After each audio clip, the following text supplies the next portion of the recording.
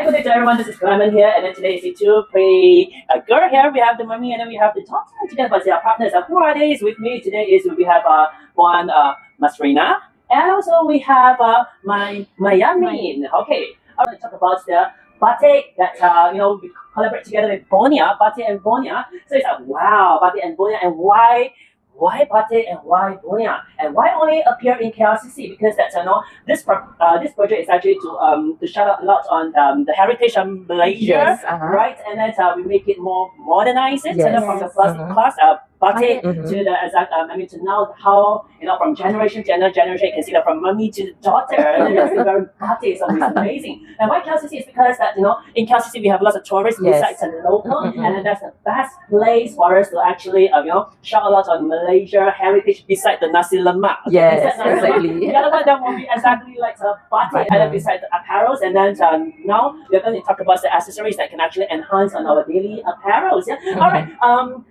One Masrina, by making the batik that we have here, we have a few pieces.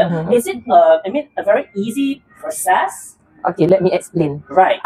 When we talk about easy, when it comes to batik, I would say it's never easy. Oh, yeah, right. but it seems easy because normally when you see a person, a batik artist doing it, it seems easy because they already have a skill of doing it. Okay, like for example, this one, because batik is a process. So what we did is actually we use wax line using both screen printing and hand drawn. Okay, once they have it, it's a beside, and then as what you see, it's very easy, but the actual process is not as easy as what you think. And then if you want to do it yourself, please you have to get attend the course. I have to attend the course. Okay, you have to know the wax chanting. What is that about? That's the first steps. In this case, it's the second step. It's the second step. Now, what is the step then? Okay, the reason why we use the screen printing here is because but also using wax because we want to get exactly, because here with the collaboration with BONIA, we want to have the logos of BONIA, the icon of BONIA. So we want it to look as close as possible. So meaning that the silk screens, this piece of the artwork is actually only the silk screen, or it's actually a mixture of the silk screen and also the hand drawing? It is a mixture. In fact, I would say the bigger percentage is the hand drawing in terms of the creating the lines. When it comes to coloring, it's 100% hand painted. Hand painted. Yes. So why this piece of artwork is not simply from a machine made? Yes. But, just to maintain the originality of the craft, our heritage, and the because heritage. This one, like a company, a brand like BONIA come forward, to collaborate and do that. This is a way, to preserve this. Right, a way to preserve it is one thing, and that's against that. When we talk about heritage, nothing to beat along with the technology. Yes. Okay, technology, you can have a single piece which is very standard, in every single print, and even though the color. But when we talk about the colors, again, from the same piece of that, when you got another piece of the same model, same color, but you will see a difference. Some of the colors might not be exactly the same. Why? Okay, because for the same production, we mix, because color also mixed by hand using the formula. So in this case, when we do the same production, we can try to control to have it like the same. Quite similar, because by hand, the nisbah, you call it. That the nisbah. The ratios. Exactly the same. That's right. Yes, but if we mix the color at a different time, for example, there's another batch of production.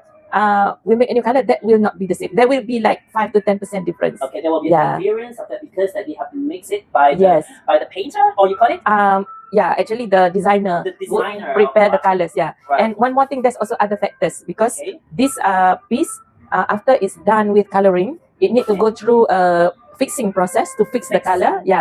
So fixing. What do you mean by fixing the color? To fix the color. Okay, because once we put the color, it's a reactive dye. We need to fix it so that it will stay there. So this is a color that does not run. To make sure that it actually fix it, and that the color won't run after you wash. Yes, so after we wash. So the fixing color process, the color might be different as well. Different a little bit. But that affects us, like the heat of the day, the time of the day that you start putting it in a fixer, will also determine the strength of the color. And also, of course, the length of time. The length of time we can control. Right? But the weather of the weather is actually out of the controls. Okay, that's what we call about the heritage thingy and the craft thingy. Some people by the craft by human being, the handcraft. So there will be variations there. Okay, you won't see 100% the same. If you found that it's 100% the same, majority you will see is from the technology, from the machines. That defeat the purpose of the heritage of the heritage. Malaysia. True. Like even though nasi lemak, every day the sambal might not be exactly yes. spice. Right. Even the lines here, for example, we can see. Okay, I give example here. The white lines are made through silk screen printing. Silk screen, if the white line here. Yeah, the yellow one which comes second is made using freehand, and it's intentionally to make it freehand. But since we have already the design there, there will be difference a little bit. Because if you want to put too much control into make it too similar, then the production, one thing it different, it's not craft anymore, and it will take too much of production time. Okay, meaning that every single piece of this batik BONIA, meaning that it's actually make on the inspiration of the day as well, and then throughout the drawing as well. See which one looks better. So there will be like this piece might have 4 lines, the other piece have 3 lines, based on the drawing. Yeah, we have also like this one. This one is done differently. You see, because based on the compared to the previous one, and here we want to make it clear the motif here. Okay, because with collaborative ideas with BONIA designers, we come up with here hibiscus, which is a national flower. So it's batik as a heritage, and also the Malaysian identity here. Yeah. And then for this piece again, it's actually a mixture of the silk screen and also the drawing based on the whole entire piece. Yes. You might extend by drawing to make the whole piece looks better. Yes. Looks nicer. And then this horse straps, which is a universal design. BONIA want us to incorporate into the design, and also here, the La Luna, the logo. But we made it into batik, make it into layers, so it look arty. I see. Can I ask you, Ms. Rina? So, about here, you can see that it might not be all purely black here. So there was some faded color. Yes. Why this happens to a batik, or is it a norm? It's quite a norm because the way the dyeing, the dyeing is all handmade. The fixing is handmade, and on top of it,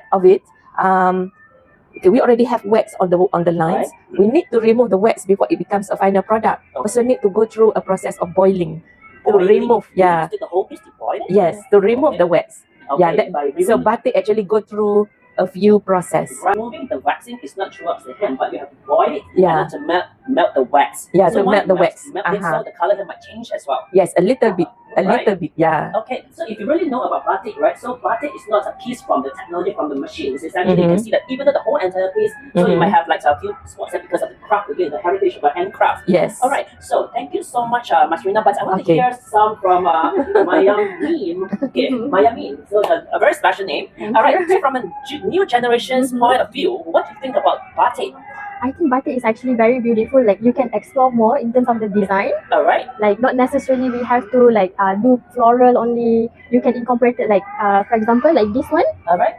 You can put all the hologram logos to make it more commercialized. Yes. Alright. Batik that we collaborate with BONIA. So we do have scarf, we do have twilly, and then besides that, what can we actually do with the batik that we have on hand? Okay, like for the scarf, we can actually turn it into tank top. Turn it into tank top. Like you can make it like a triangle here. Alright.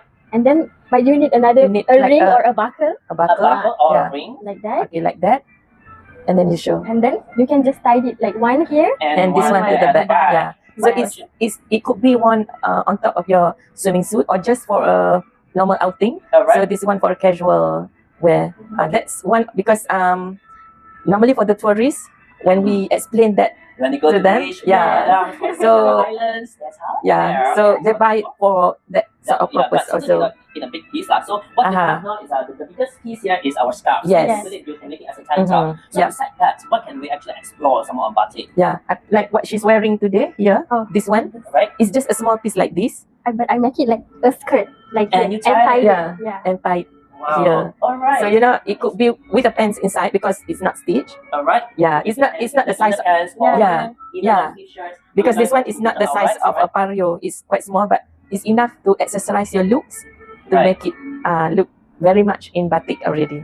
This section is to let all of you guys know that it's not an easy process to make a piece of batik, but it comes with many stages. Yes. Okay, from silk screens, the what they call it, the wax chanting, Yeah. and then to dyeing, and then to drying, and then to fix the color as well. The whole entire process takes a very long time. All right, so thank you so much, Masrina, Welcome. Masrina, and also the daughter Mayamin. Thank you so much Thank for you. today's session. Yeah. And then, do you have anything that you want to share with our friends here? Okay, let me add a little bit. Yeah. As you had mentioned just now about to get the younger generation to get the interest, you know.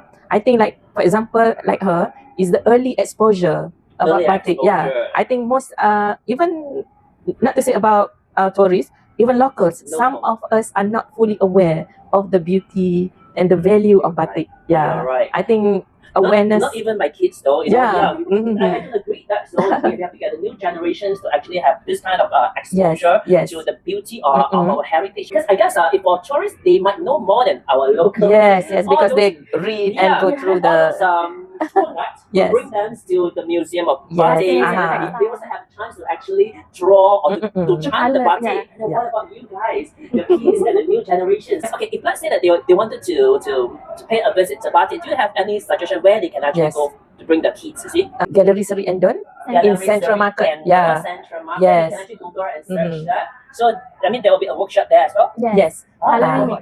Great to know, all of you guys, and great Okay. to know batik as well. All right, see you. Bye-bye. See you. Bye bye.